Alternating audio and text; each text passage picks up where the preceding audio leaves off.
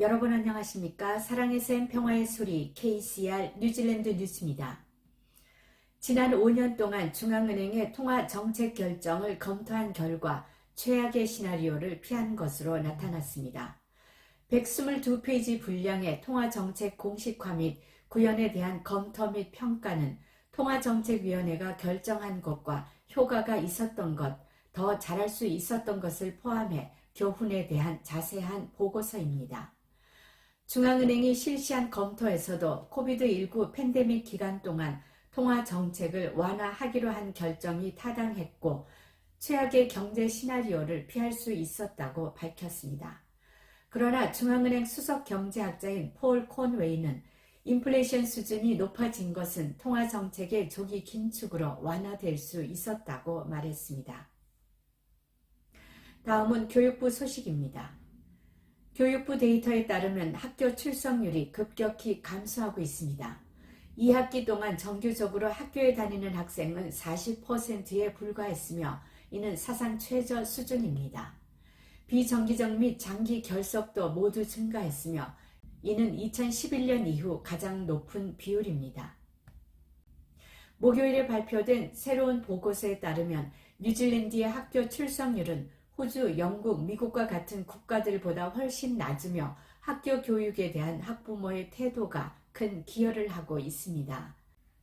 13개월 이상 학교에 다니지 않는 거의 1000명의 키위 아이들 중 527명이 오클랜드, 122명이 와이카토, 71명이 베이 오브 플랜티에 있으며 전체의 74%를 차지했습니다.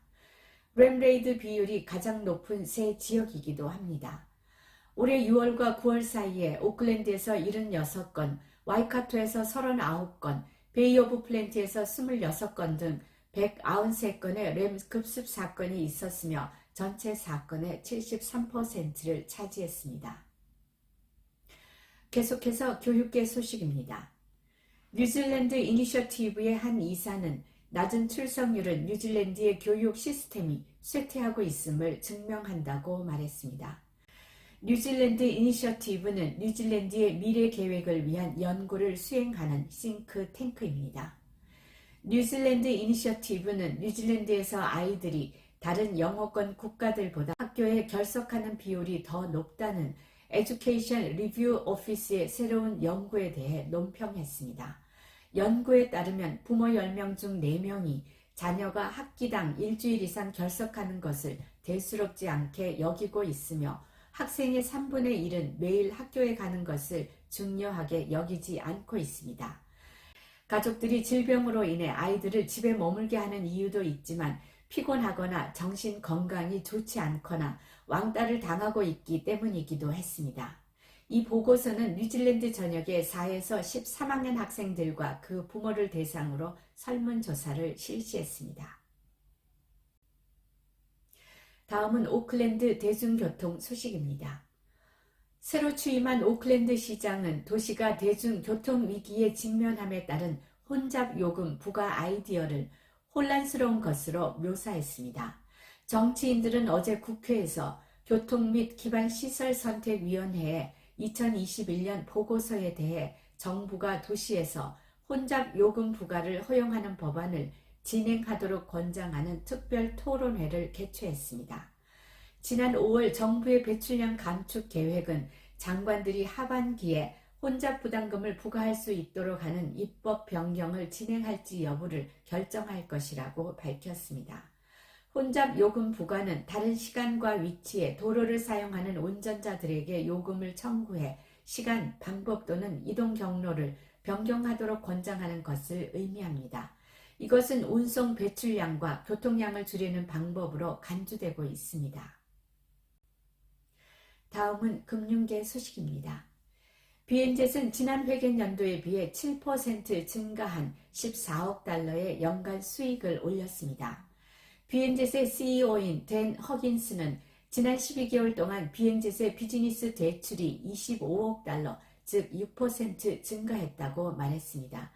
뉴질랜드 최대 은행인 ANZ은 8% 증가한 20억 달러가 넘는 연간 이익을 올렸으며 ASB는 11% 증가한 14억 달러의 이익을 기록했습니다. 웨스트팩 뉴질랜드도 10억 달러의 연간 수익을 발표했습니다. 저신다 아던 총리는 생활비 위기 동안 은행들이 상당한 이익을 올린 것에 대해 비판했지만 정부는 해결책이 없다고 말했습니다. 크리스토퍼 럭슨 국민당 대표는 키위들에게는 이러한 이익들이 상당히 감당하기 힘든 것이며 정부는 이 상황에 대해 책임을 져야 한다고 비판했습니다. 다음은 농업 박람회 소식입니다. 뉴질랜드 농업 박람회의 첫날 농장 동물들이 등장하자 반응이 뜨거웠습니다.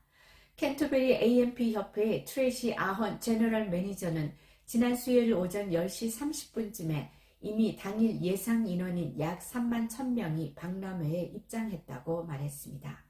박람회에는 수천 개의 리본과 수백 개의 트로피와 함께 1,800마리 이상의 동물이 전시됐습니다. 2020년에는 2차 세계대전 이후 처음으로 코비드19로 박람회가 취소됐으며 작년에는 학교 단체로만 제한됐습니다.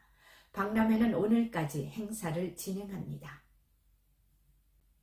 끝으로 비즈니스 혁신고용부 소식입니다. 뉴질랜드 최대 석유가스 사업체인 OMV는 새로운 글로벌 전략의 일환으로 2030년까지 화석연료 생산을 20% 줄이고 2050년까지 에너지 사용을 위한 생산을 완전히 중단할 것이라고 밝혔습니다. 오스트리아에 기반을 둔 OMV와 제이드스톤 에너지는 최근 싱가포르에 본사를 둔 제이드스톤에 대한 타라나키 해안의 메리 유전의 69%를 인수하는 거래를 종료했습니다. 메리는 뉴질랜드에서 가장 큰 유전이며 타라나키 해안에서 80km 떨어져 있습니다. 2009년에 생산을 시작했으며 10에서 15년 동안 석유 생산이 가능할 것으로 예상됐습니다. 비즈니스 혁신 고용부에 따르면 이미 4,400만 배럴을 생산한 메리 지역에서는 아직 3,700만 배럴의 석유를 채취할 수 있습니다. 오늘의 환율 정보입니다. 뉴질랜드 달러와 대비 원화의 기준 환율은 806원 44전, 한국에서 보낼 때 814원 50전, 한국에서 받을 때 798원 38전입니다.